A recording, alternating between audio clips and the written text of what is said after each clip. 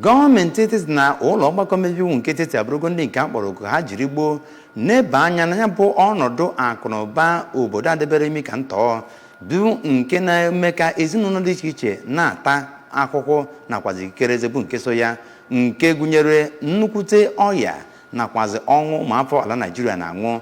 Bishọp nke Niger Right Reverend Owe Nwokolo bụ nke kpọrọ ya bụ oku n'okwuchukwu nke o kwuru ka nnukwu onye ụkọchukwu na-agba nke atọ n'ọgbakọ Synod nke 32 Diocese nke Niger mere na St. Christopher's Church Ogbako Onitsha. Onye nta akụkọ anyị nọ n'ebe ahụ bụ Ogochukwu Ọranụ gara n'ebe ahụ ka o wetara gị ozi ndị nke o ji n'aka.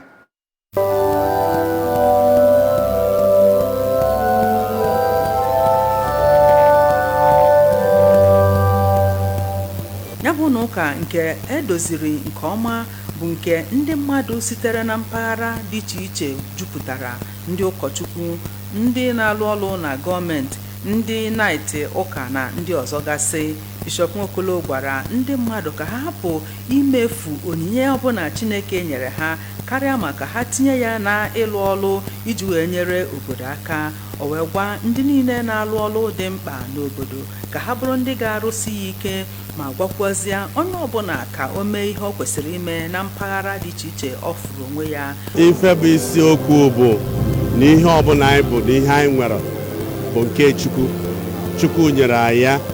Ihe ọbụla bụ ihe Chineke nyere gị tinye ya n'ọlụ, ọ ga-aba uru.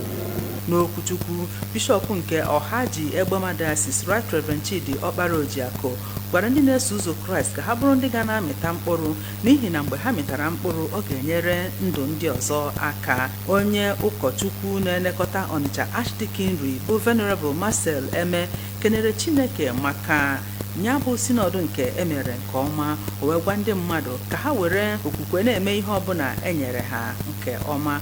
Ụfọdụ na-aga ụka na St. Christopher Ogbako dịka Sir Kingsley Obadike na Sir Uche Ifeanyi kọwara na ya bụ Synod nke mere nke ọma bụ maka na ha were onwe ha tinye iji wee mee ka ọ gaa nke ọma. Ha wee gwa ndị na-aga ụka Anglican na ya bụ Diocese ka ha were ihe niile ha mụtara na ya bụ Synod tinye na ife ka o wee mịta mkpụrụ. Ndị kwaya ya bụ na ụka bụ ndị kwere ukwe nke kọwara otu Christ Church si wee bido na ya bụ mpaghara, nke mere ka ozi ọma Kraịst wee gbasaa na ya bụ Diocese.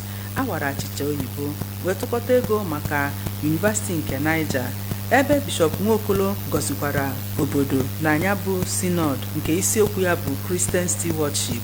Ogochukwu Ọranụ n'akụkọ ụwa ABS.